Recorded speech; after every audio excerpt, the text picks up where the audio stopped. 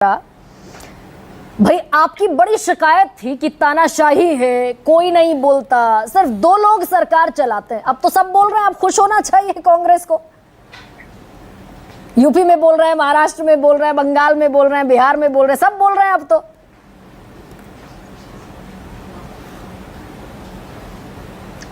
नहीं, देखिए गरिमा जी, खुश होने की बात इतनी नहीं है। मैं इसको इस तरह से देखना चाहता हूं कि जैसे भारतीय जनता पार्टी ने जिस तरह से पिछले 10 साल में सत्ता चलाई है, जिस तरह से उन्होंने अपना अहंकार दिखाया है और तानाशाही दिखाई है, यानी उनके पाप का गड़ा भर चुका था, ये जनता ने एक उत्तर दिया है लोकसभा के अंदर। और जिस तरह से अभी सिर्फ उटव्वल चल रहा है, यानी ये किसी न किसी पर ठीकरा फोड़ने के लिए एक दूसरे पर आरोप लग रहे हैं, किसी न किसी को बलि का बकरा बनाने का प्रयास हो रहा है। उत्तर प्रदेश के अंदर कोई योगी आदित्यनाथ जी के ऊपर आरोप लगा रहा है, उन्हें बलि का बकरा बनाना चाहता है। योगी आदित्यनाथ जी के लोग जो है वो भूपेंद्र चौधरी को बनाना चाहते हैं बलि का बकरा। इसी तरह से महाराष्ट्र के अंदर खुलेआम आरएसएस ने और इनके तमाम सारे नेताओं ने कह दिया है और कहते जा रहे हैं कि अजीत पवार जो है ये एक वीक कड़ी थी, उनकी पार्टी एक वीक कड़ी थी, यानी वो ठीकरा या बलि का बकरा अजीत पवार जी को या उनकी पार्टी को बनाना चाहते हैं। इसी तरह से हर राज्य के अंदर चल रहा है, बिहार के अंदर चल रहा है, हरियाणा के अंदर किसी न किसी पर ठीकरा फोड़ने का काम चल रहा है। तो जिस तरह के स्टेटमेंट आ रहे हैं, ये दिखा रहा है कि भारतीय जनता पार्टी में कुछ चंगा नहीं है। नहीं, ये भी तो दिखा रहा है चरण सिंह कहते थे कि यहाँ सब चंगा सी, आंतरिक लोकतंत्र जिसकी शिकायत करते थे आप कि नहीं है, नदारद है, तानाशाही है, वो आंतरिक लोकतंत्र भी लौट आया ना। नहीं, आंतरिक लोकतंत्र तो दिख रहा है ना। देवेंद्र प्रताप की स्टेटमेंट हो, राजेंद्र प्रताप जी की हो, रमेश चंद्र मिश्रा जी की हो, त्रिभुवन राम की हो, सुनील बराला की हो, ये तमाम सारे जो वक्तव्य आ रहे हैं, ये इनका अगर आंतरिक लोकतंत्र इस तरह का है तो ठीक है, इनकी पार्टी है, इन्हें पूरा अधिकार है इंट्रोस्पेक्शन करने का। और इनकी पार्टी के अंदर अगर इस तरह से स्टेटमेंट आती है तो फिर कहाँ गई वो शिस्त? फिर ये क्या मैसेज दे रहे हैं? चरण सिंह सप्रा, आप भी उसे आंतरिक लोकतंत्र ही कहते थे ना।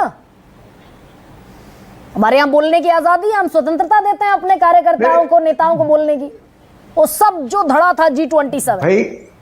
भाई मैं तो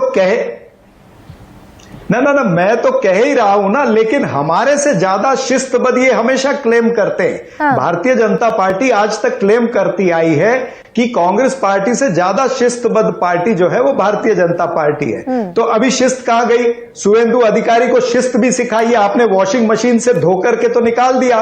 पहले कहते थे भाग शुवेंदु भाग, अब उनको नेता बना दिया, नेता विपक्ष वहां पर बना दिया, तो उन्हें सिखाइए भी ना। हेमंता बिस्वा शर्मा को आप पहले कहते थे पानी चोर, उन्हें वॉशिंग मशीन से धो करके निकाल दिया। नारायण राणे जी को सबसे भ्रष्ट मंत्री, उन्हें वॉशिंग मशीन से निकाल दिया।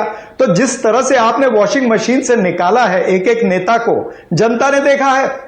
अजीत पवार जी के ऊपर आप 70,000 करोड़ का आरोप लगाते हो और 2 दिन के बाद में अपनी गोद में बिठाते हो, सत्ता बनाते हो। और फिर अभी बीजेपी के प्रवक्ता कह रहे थे कि किसी का कोई केस का क्लोजर नहीं हुआ है। क्या अजीत पवार जी के केस का क्लोजर नहीं हो रहा है? हाँ। क्या प्रफुल्ल पटेल जी के केस का क्लोजर नहीं हो रहा है? क्या छगन भुजबल को रियायतें नहीं मिली हैं? क्या हेमंता बिस्वा शर्मा और शुवेंदु अधिकारी को अभी भी नोटिस जा रहे हैं? क्यों नहीं जा रहे हैं उनको नोटिस? लेकिन अच्छा चरण सिंह सप्रा, महाराष्ट्र में बताइए, नेता जो है, जो कांग्रेस से दूसरी पार्टी से वहां पर गए हैं और वॉशिंग मशीन से धुले, तो नेता चले गए शरद पवार के साथ, उन्होंने भी बाहें फैलाकर स्वागत कर दिया, सारे गिले शिकवे भूल गए।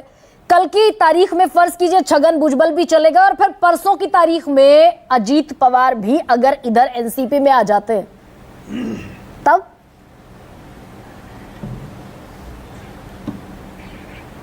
देखिए, मैं ये कह रहा हूं कि अगर मगर की बात तो तब होगी जब वो आएंगे। अजीत पवार जब आएंगे तब देखा जाएगा। आज तो यही बात हो गई ना कि चाची को मूछें होती तो चाचा कहलाती। ये तो बड़ा हाइपोथेटिकल प्रश्न है।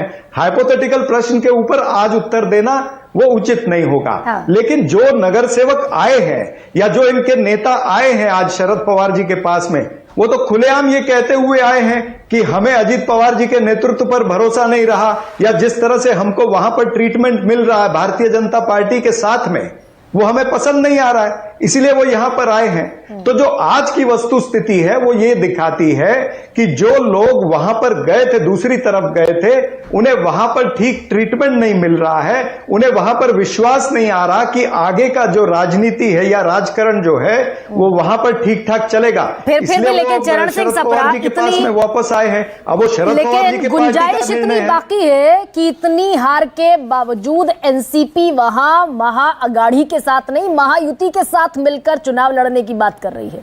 राजीव जी,